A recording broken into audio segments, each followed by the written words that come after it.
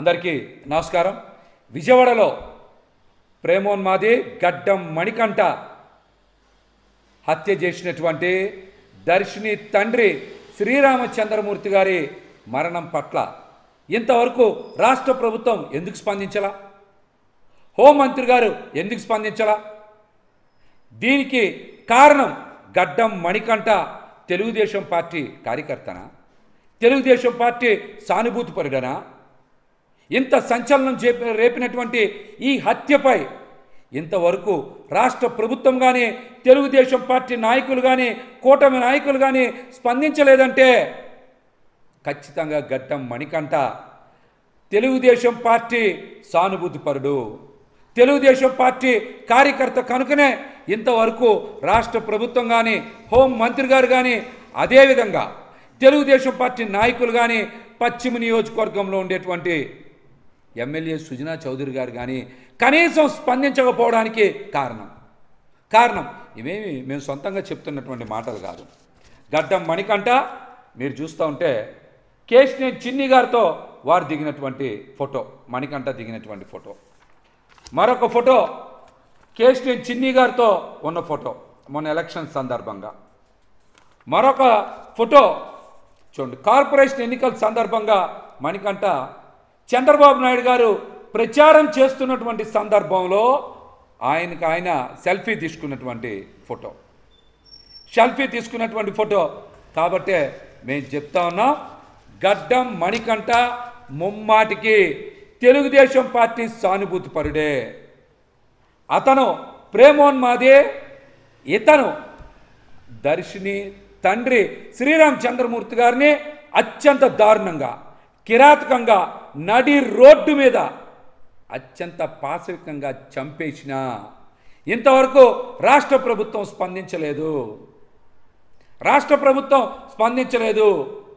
ఒక యువతకి ఇంత దారుణం జరిగితే హోంమంత్రి అనిత గారు కూడా స్పందించరా.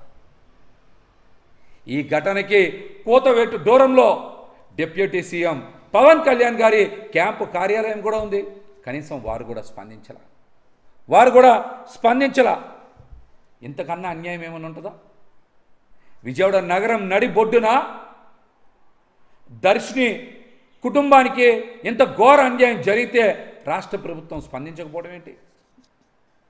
కూటమి అధికారంలోకి వచ్చిన దగ్గర నుంచి రాష్ట్రంలో మహిళల మీద యువతల మీద వరుసగా అఘాయిత్యాలు జరుగుతూ ఉన్నాయి, హత్యలు జరుగుతూ ఉన్నాయి. దీని మీద రాష్ట్రంలో ఉండేటువంటి యువతలు మహిళలు చాలా గందరగోళపడుతూ ఉన్నారు, ఆందోళన చెందుతూ ఉన్నారు.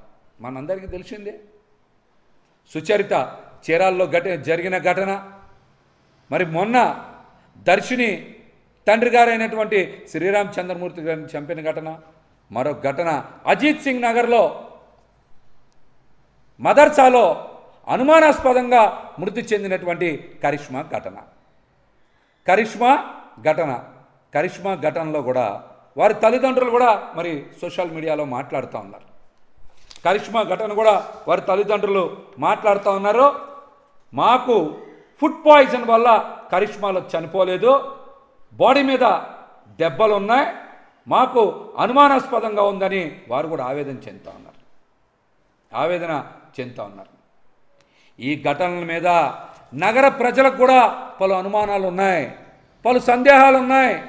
దీని మీద ఖచ్చితంగా సిపి రామకృష్ణ గారు చాలా ముక్కుసూటి నిజాయితీ కలిగినటువంటి వ్యక్తి, అధికారి కూడా వారు ఖచ్చితంగా లోతైన దర్యాప్తు చేయాలని కూడా మేమైతే విజ్ఞప్తి చేస్తూ ఉన్నాం. ప్రధానంగా గడ్డం మణికంఠ ఒక్కడే వెళ్ళి శ్రీరామచంద్రమూర్తి గారిని హత్య చేశాడా, లేకపోతే అతనికి మరెవరన్నా సహకరించారా? ఇతను గంజాయి బ్యాచ్తో తిరుగుతాడనేటువంటి మాటలు కూడా బయట వినపడతా ఉన్నాయి. దీని మీద కూడా దర్యాప్తు చేయాలి. ఇతని ఫేస్బుక్లో ఫోటోలు చూద్దామని ఓపెన్ చేస్తే ఇతని ఫేస్బుక్ పూర్తిగా అన్ని పోస్టులు హైడ్ చేసి ఉన్నాయి. ఇతని ఫేస్బుక్ అకౌంట్ కూడా పూర్తిగా హైడ్ చేసి ఉంది. దీనికి కారణం కూడా ఇతను తెలుగుదేశం పార్టీ సానుభూతిపరుడనో కార్యకర్తనో కారణంగానే ఫేస్బుక్ను కూడా హైడ్ చేశారు, ఫేస్బుక్ను కూడా హైడ్ చేశారు. ఇతని బ్యాచ్ను కూడా విచారించాలి. మణికంఠ బ్యాచ్ను కూడా అతని ఫ్రెండ్ సర్కిల్ కూడా విచారించాలి. సిపి గారికి నేను విజ్ఞప్తి చేస్తా ఉన్నా, ఈ 2 ఘటనల్లో మీరు లోతైనటువంటి దర్యాప్తు చేయాలి. నగరంలో అలజడి రేకెత్తిస్తూ ఉన్నాయి.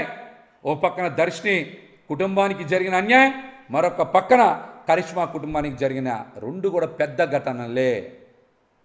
దీని మీద ఎంపీ గారు చిన్ని గారు స్పందించాలా, 3 ఎమ్మెల్యేలు కూడా స్పందించలేదంటే మహిళలకు జరుగుతున్న అన్యాయాలపై వారు కనీస స్పందన చూపలేదంటే వారి బాధ్యత రాహిత్యాన్ని, వారి నిర్లక్ష్య ధోరణిని ప్రజలు తెలుసుకోవాలని కూడా ఈ సందర్భంగా నేనైతే తెలియజేస్తున్నా.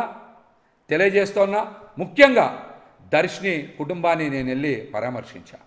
ఆ సందర్భంగా వారు తీవ్ర భయాందోళనలో ఉన్నారు. వారికి రక్షణ కల్పించాలి. అదేవిధంగా వారిది చాలా సామాన్య కుటుంబం, పేద కుటుంబం. ప్రభుత్వం తక్షణమే స్పందించాలి.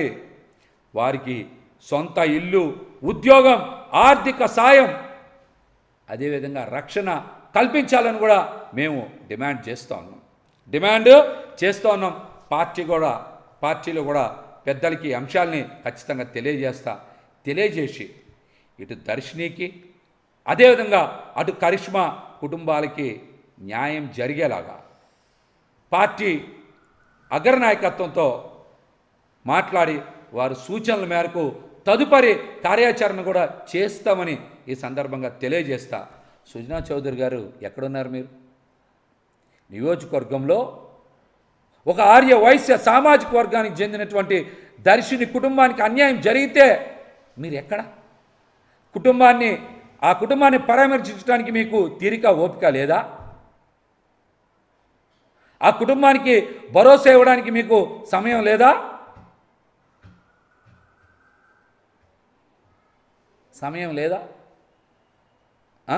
ఒక మహిళకి, ఒక యువతకి జరిగిన అన్యాయంపై స్పందించేటువంటి తీరిక ఓపిక మీకు లేవని పశ్చిమ నియోజకవర్గ ప్రజలకి అర్థమవుతుందని కూడా నేనైతే ఆశిస్తాను.